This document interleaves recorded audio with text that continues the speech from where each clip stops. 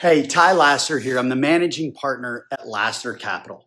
And let's walk through something that I think every investor should take a moment, just a little bit, to consider. What would have happened if you had invested $500,000 into a well-structured private equity real estate fund 5 years ago? One like one of our funds that we're managing right now. And then we're going to compare that to leaving it in the equities market. And yes, I'm going to let you in on a little bit of a secret. The equities market is setting right near an all-time high.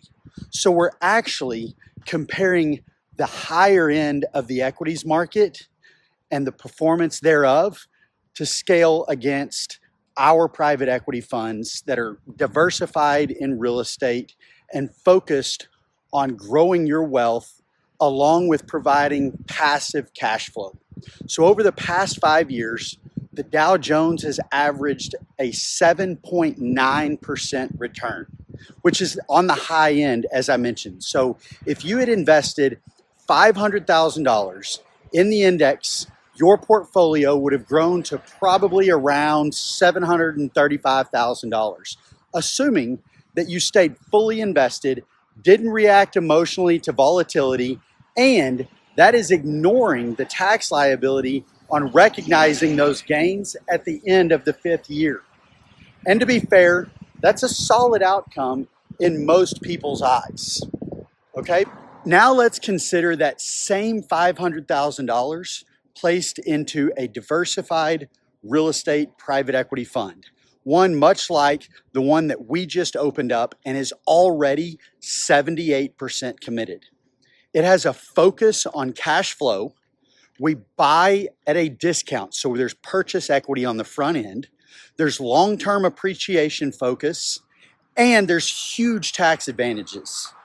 So in our case, that same $500,000 investment produced 2 to 3% average annual cash flow over the last 5 years, which was distributed quarterly when available.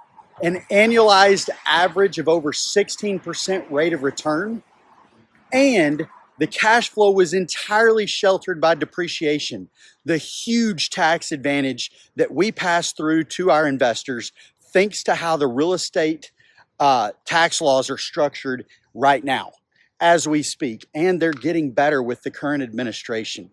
So that same $500,000 investment, that same $500,000 would have grown to roughly $1,057,000 after accounting for income and equity appreciation, with far less volatility because it's set in a physical asset. And the beauty of it is only a portion of those gains is susceptible to the taxes and the tax liability with it. And it is capped with long-term capital gains. So what is it that created the difference? Well, it comes down to what we call the 4 keys to wealth as it pertains to any investment. Number 1 is cash flow. Cash flow creates consistent passive income, not just paper growth that you're going to see in the stock market. Number 2 is equity. We buy at a discount, we add value, and build real ownership. Number 3 is appreciation.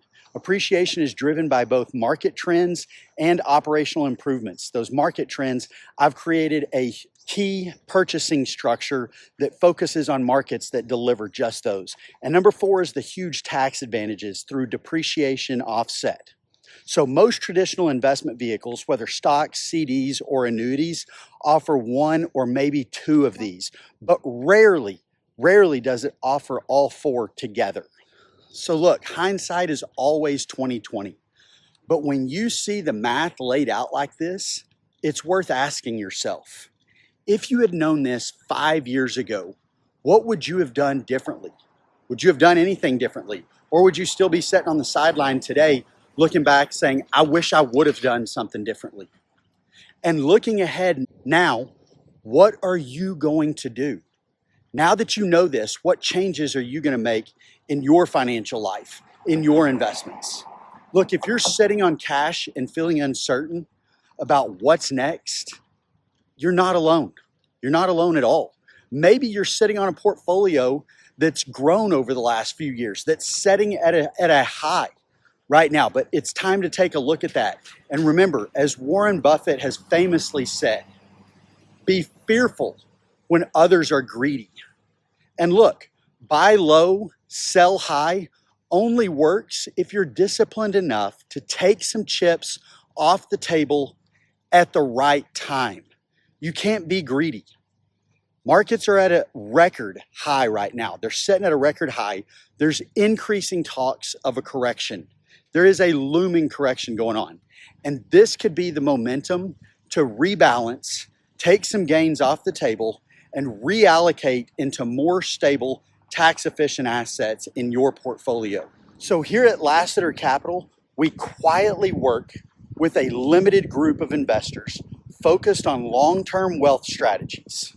Many of our offerings fill up quickly, and most of the time they fill up with existing partners that are reinvesting with us.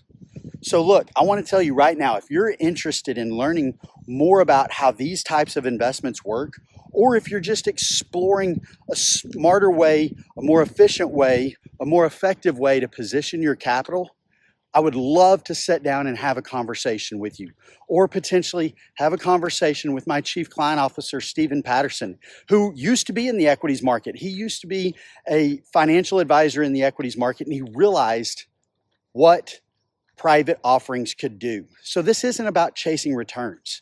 It's about positioning your capital in a way that creates income, equity, and legacy. It's real assets, real income, real impact. So if that resonates with you, we should definitely talk. Schedule a time to talk with me or with Stephen, and we can talk to you about how we can help you position your portfolio in a way that offers what we call those 4 keys to investments, 4 keys to wealth as it pertains to investments. I look forward to talking with you.